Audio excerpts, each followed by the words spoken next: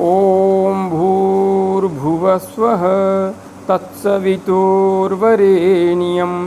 भर्गो देवस्य धीमहि धियो यो नः प्रचोदयात्। उस प्राण स्वरूप दुखनाशक सुख स्वरूप श्रेष्ठ तेजस्वी पापनाशक देव स्वरूप परमात्मा को हम अपनी अंतरात्मा में धारण करें। वह परमात्मा हमारी बुद्धि को सतमार्ग की ओर प्रेरित करे। भाइयों बहनों, जय श्री राम, जय गुरुदेव, जय माँ आदिशक्ति। आप सभी भाइयों बहनों की साधना से संबंधित एवं आत्मज्ञान से संबंधित जिज्ञासाओं का समाधान करते हुए मैं आज एक अत्यंत महत्वपूर्ण जिज्ञासा को सम्मिलित कर रहा हूँ। हमारी बहन दीपा पी विश्वास जी ने एक अत्यंत महत्वपूर्ण जिज्ञासा रखी है।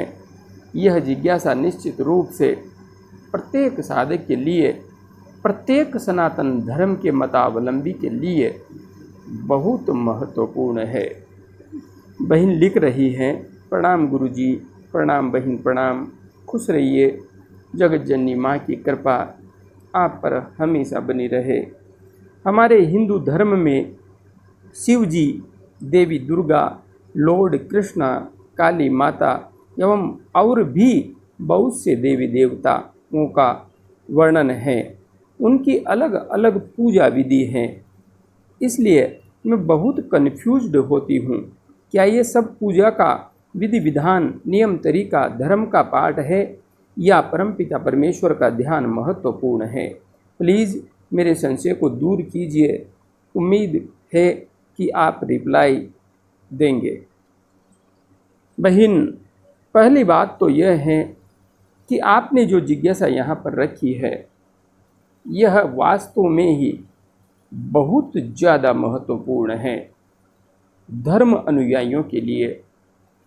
एक साधक के लिए ही नहीं, बल्कि वह प्रत्येक व्यक्ति जो सत्य सनातन धर्म का अनुयायी है, उसके लिए यह जिज्ञासा बहुत महत्वपूर्ण है।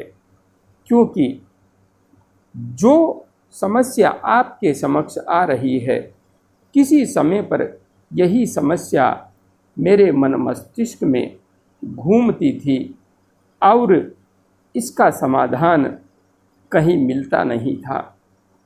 यही सबसे बड़ा कारण है कि आज सनातन धर्म के अनुयायी वास्तविक अर्थ में देखा जाए तो हमेशा उलझनग्रस्त ही रहते हैं।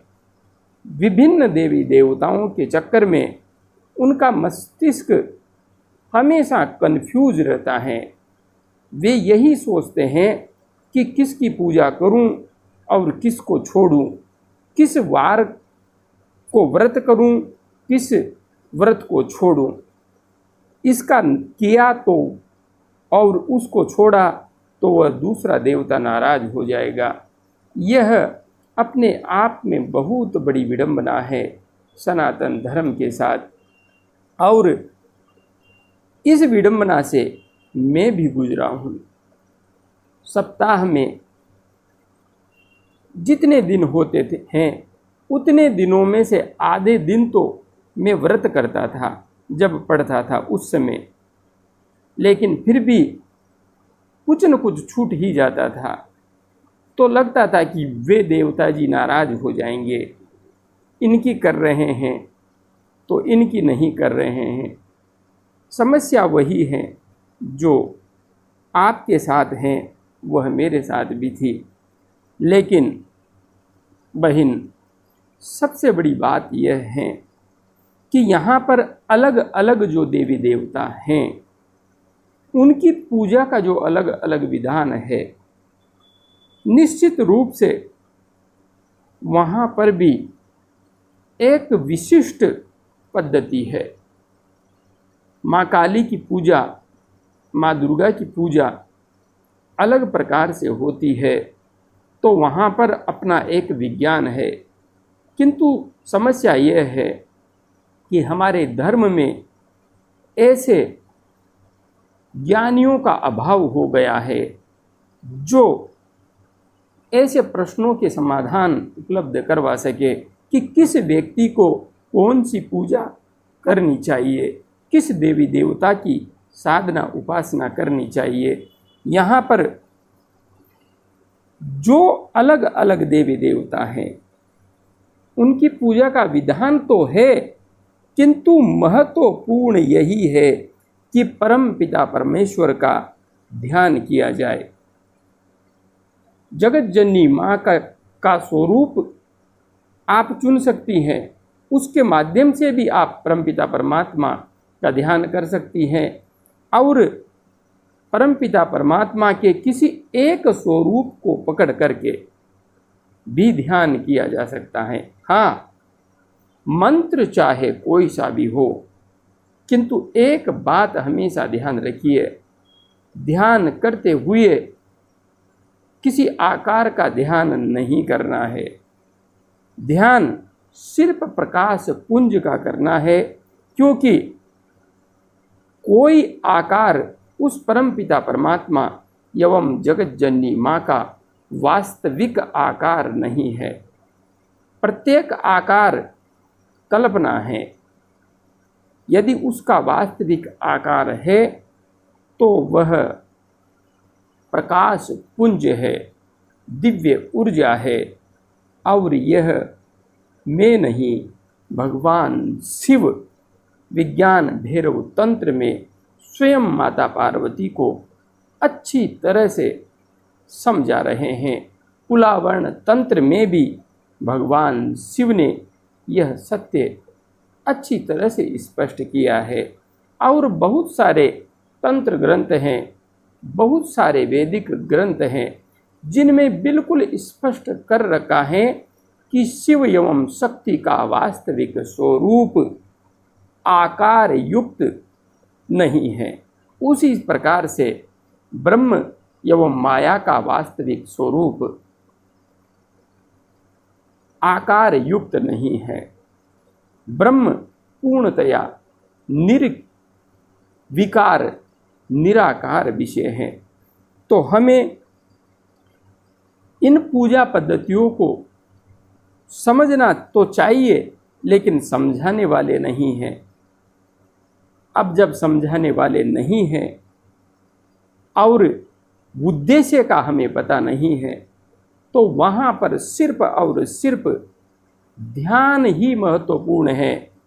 ध्यान से बढ़ कर के इस संसार में कुछ भी महत्वपूर्ण नहीं है, क्योंकि हमारे द्वारा पूजा की जा रही है, इसके पीछे कोई न कोई सांसारिक उद्देश्य होता है।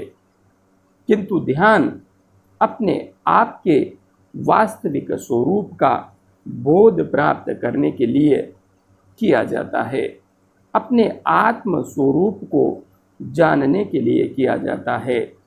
और हमारे जो उपनिषद हैं उनमें इस विषय को बहुत अच्छी तरह से समझा रखा है। हम यज्ञ करते हैं, विभिन्न प्रकार से पूजा पाठ आदि जो करते हैं, ये सब मूलतः उस परमपिता परमात्मा से जुड़ने के बाहरी साधन हैं, किंतु इनका वास्तविक वह फल प्राप्त नहीं होता जो गहरे ध्यान में डूबने से प्राप्त होता है। ये तो प्रारंभिक अवस्था के क्रियाकलाप हैं, बाकी मुख्य तो ध्यान की गहराई में डूब जाना ही लक्ष्य है। इससे बड़ा कोई लक्ष्य नहीं है और इससे श्रेष्ठ संसार में कोई विधि भी नहीं है। आप प्राणायाम का अभ्यास कीजिए। जो विधि वीडियो के माध्यम से मैंने समझा रखी है उसे अच्छी तरह से समझ लीजिए, उसका अनुसरण करते हुए ध्यान की गहराई में डूबिए।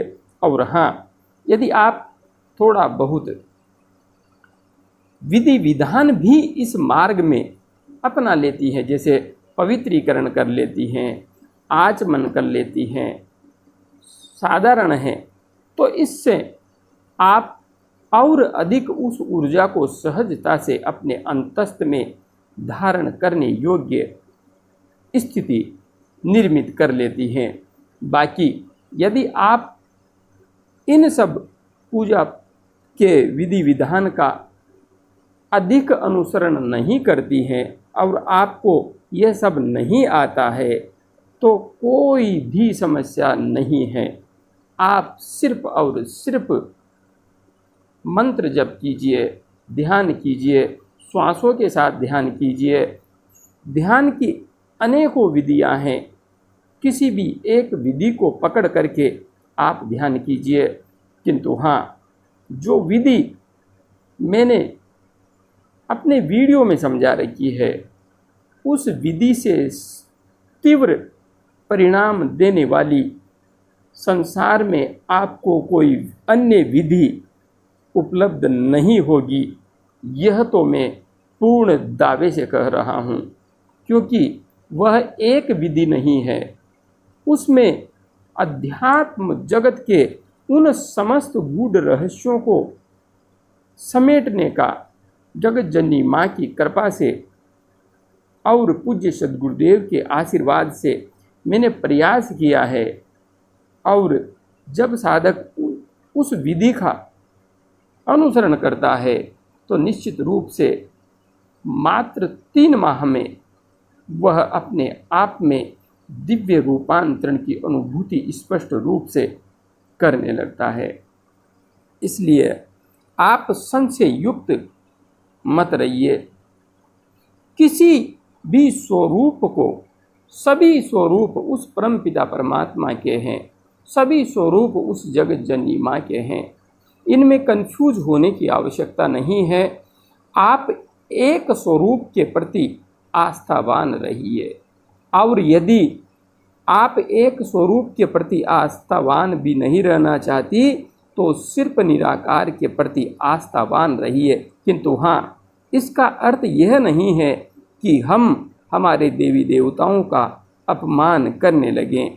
देवी देवताओं का भी एक विज्ञान है। सबको नमस्कार करें, भगवान गणपति को नमस्कार करें, पूजा के समय भी एक बार नमस्कार कर लें, भगवान शिव जी को भी नमस्कार करें, भगवान विष्णु को भी नमस्कार करें, लक्ष्मी माता, सरस्वती माता, सबको प्रणाम करें, भगवान हनुमान जी सबको प्रणाम करें, नमस्कार करें। किंतु ध्यान करते हुए सिर्फ निराकार का ध्यान करें। मंत्र बार बार नहीं बदलें, सिर्फ एक मंत्र को आश्रय बना करके आगे बढ़ना है। बस आप निरंतर गहराई में डूबती चली जाएंगी और अंततः सभी शाखाएं एक स्थान पर आकर मिल जाती हैं। सभी शाखाओं का अंत एक ही स्थान पर होता है।